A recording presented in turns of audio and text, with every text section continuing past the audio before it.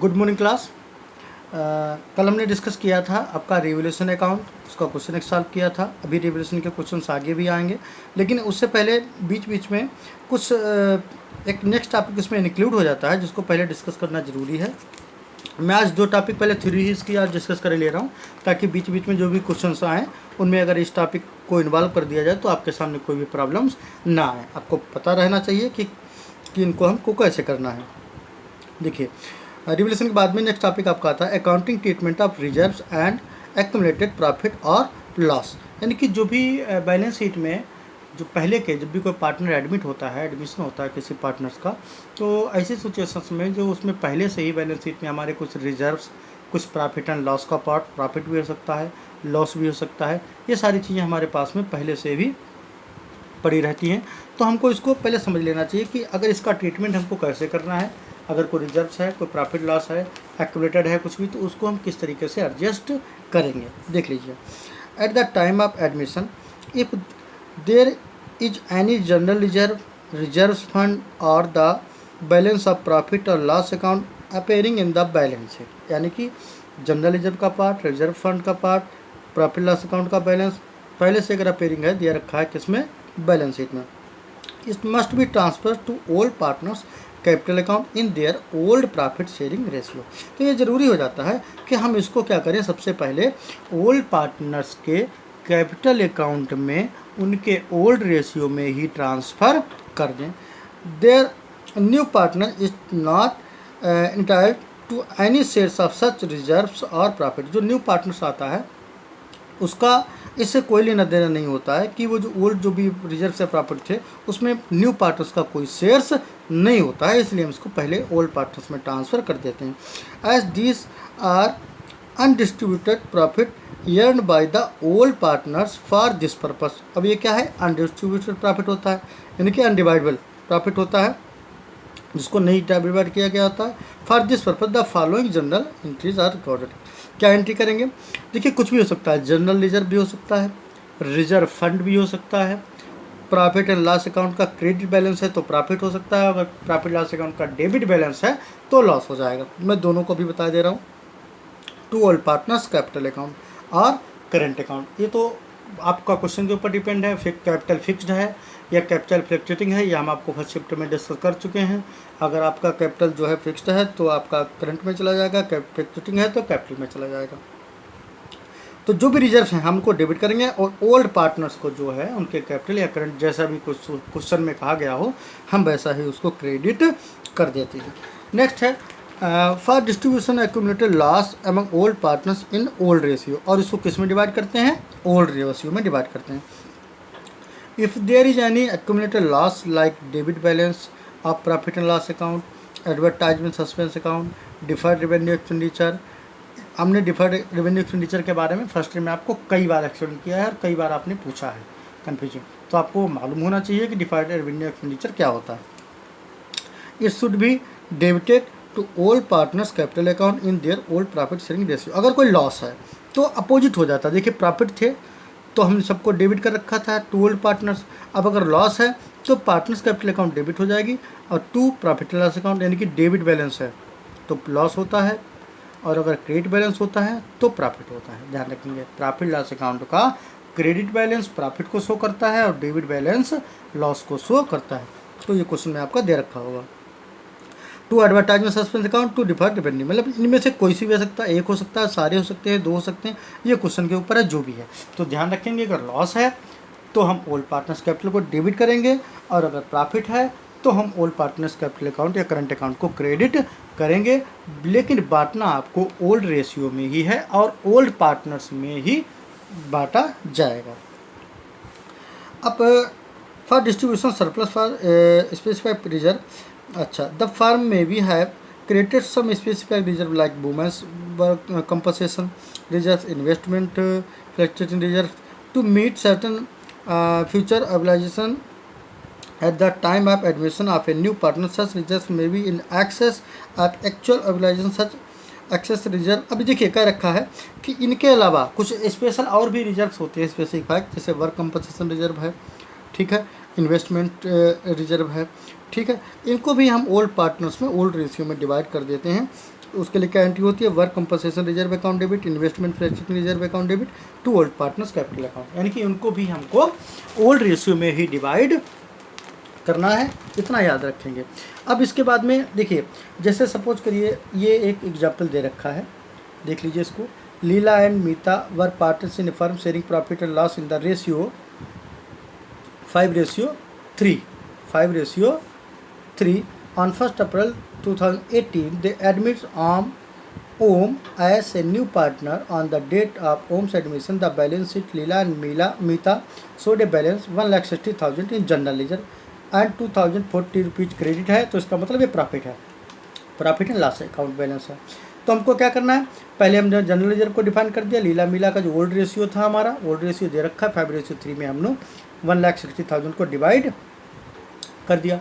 फिर हमने profit loss account को डिवाइड कर दिया। बस सिंपल सा है, जैसा क्वेश्चन में कर रखा था हमने वैसा ही कर दिया। हम इसको एक साथ भी कर सकते थे, general reserve account debit, profit and loss account debit और 1,60,000 और 2,40,000 ऐड करके और 5:3 में डिवाइड कर देते, तो इसमें कोई प्रॉब्लम नहीं है। अब एक और आता है इसके बाद रिजर्व, जिसको हम लोग कहते हैं वर्क कंपनसेशन रिजर्व। हम आज थोड़ा इसका बता दे रहे हैं, इसकी एंट्रियाँ आप एक बार पढ़ लेंगे, कल हम इसका क्वेश्चन आपको सॉल्व करेंगे। देख लीजिए एक बार होता क्या है वर्क कंपनसेशन रिजर्व। पहले इसका मीनिंग समझिए होता क्या है। अब क्या रखा है कि workman compensation reserve. Compensation means होता है क्षतिपूर्ति। वर्कमैन मतलब जो कर्मचारी, जो हमारे एम्प्लॉय, जो वर्कमैन होते हैं, जो काम करते हैं। रिजर्व उनके लिए अलग से कुछ पैसा रिजर्व करके रखना, यानी कि उनका कंपनसेशन। सपोज करिए ऑन ड्यूटी अगर किसी भी एम्प्लॉय को किसी तरीके का कोई भी प्रॉब्लम हो जाता है, ठीक है, तो अगर हम उसको मेडिकल ट्रीटमेंट देना है, उसमें हमारा कुछ ना कुछ भाई कंपनी की तरफ से होगा। अगर ऑन ड्यूटी होता, किसी तरीके की कोई आर्गूमेंट्स, कोई झगड़ा, कुछ भी, कोई मेडिकल या कोई दुर्घटना, सपोज करिए अगर कोई मशीनरी को वो चला रहा है, रन कर रहा है, ऐसी सिचुएशंस में उसके साथ में कोई कोई ट्रेजिडी हो जाती है, तो कंपनी की तरफ से वहाँ पर उसको कंपनसेशन दिया जाता है, यानी कि क्षतिपूर्ति दी जाती है।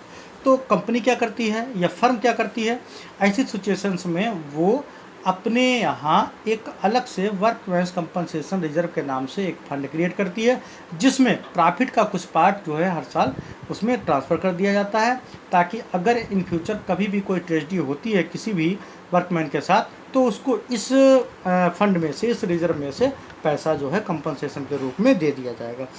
अब सवाल ये उठता है, ध्यान से समझना है, अब सवाल ये उठता है कि अगर सपोज करिए कोई ट्रेजिडी ना हुई, पूरा सपोज करिए शुरू से लेकर आखिर तक, ज़रूरी नहीं कि ट्रेजिडी हो जाए, सपोज करिए कोई कंपनसेशन पैसा नहीं पेड किया गया, तब इस वर्कमैन कंपनसेशन रिजर्व का जो पैसा है उसका क्या करेंगे।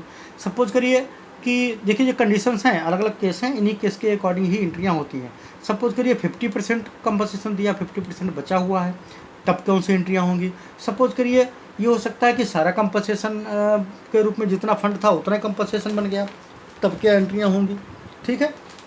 तो इस तरीके से, या एक लास्ट सिचुएशन आती है कि कंपनसेशन जो है आपका वो ज़्यादा है और जो रिजर्व है वर्क कंपनसेशन रिजर्व वो आपका कम है। सपोज करिए 1 लाख आपके पास में रिजर्व में पड़ा हुआ है, लेकिन कंपनसेशन आपको किसी वजह से ट्रेजिडी बड़ी थी या कोई समस्या हो गई जिसकी वजह से आपको 1,50,000 देना पड़ेगा। तो बाकी का जो 50,000 है वो कहाँ से अरेंज किया जाएगा, ये सारी प्रॉब्लम्स जो हैं उनका कैसे करेंगे, क्या करेंगे इन फ्यूचर में, कैसे एडजस्ट करेंगे, कैसे एंट्रियाँ करते हैं, वो सारी चीज़ें इसमें एक्सप्लेन की जाती हैं। तो आपको समझ में आ गया होगा कि वन कंपनसेशन होता क्या है।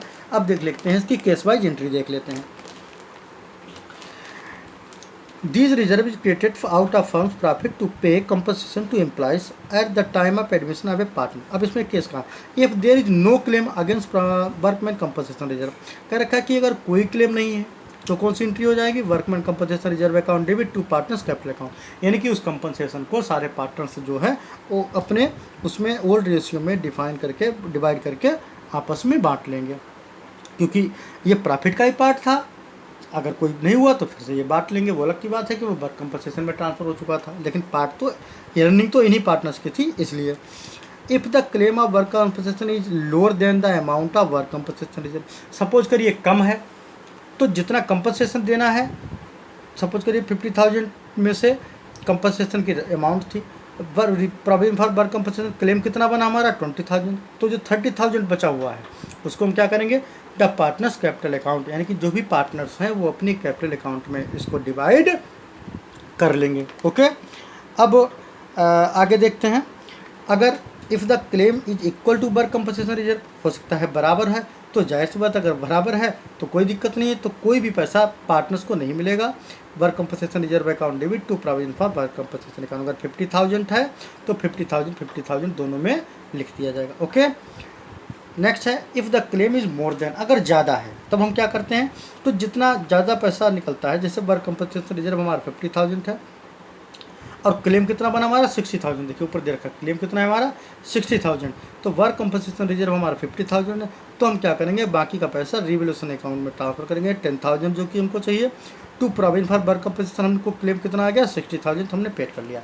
अब ये 10,000 जो है सिंपल सा है कि अगर कंपनसेशन का पैसा बच जाता है तो ये पार्टनर से आपस में बांट लेते हैं, तो अगर कम पड़ता है तो ये पार्टनर से लिया जाता है उन्हीं के ओल्ड रेशियो में।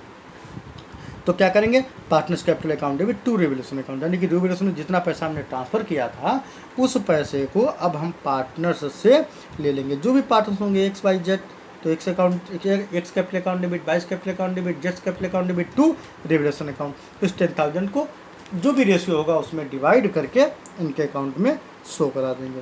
आपका काम है, इस एग्जाम्पल को आप एक बार देखेंगे, कल हम इसको एक क्वेश्चन लगाएंगे और जो भी हमने आपको भी बताया इन एंट्रियों को लर्न करेंगे, क्योंकि एंट्रियाँ आगे वाले माने जितने भी क्वेश्चंस हैं उन लगभग सभी में इनमें से कोई ना कोई एक टॉपिक आपका इन्वॉल्व होगा, क्योंकि वर्क कंपनसेशन में अगर आपने नहीं पकड़ नहीं बना पाए तो ये बैलेंस शीट में दिया रहता है, तब आप प्रॉब्लम फंस जाते हैं कि अब इसकी कितनी अमाउंट कैपिटल अकाउंट में ट्रांसफ़र करनी है, कितना क्लेम में आपका ट्रांसफ़र करना है, कितना बैलेंस शीट में जाना है, कितना रिवोल्यूशन अकाउंट में जाना है, तो बहुत सारी प्रॉब्लम्स होती हैं और आपका क्वेश्चन नहीं लग पाएगा। तो ये ज़रूरी था कि सबसे पहले जो भी उसके अकॉर्डिंग जो रूल्स हैं पहले उनको समझ लिया जाए।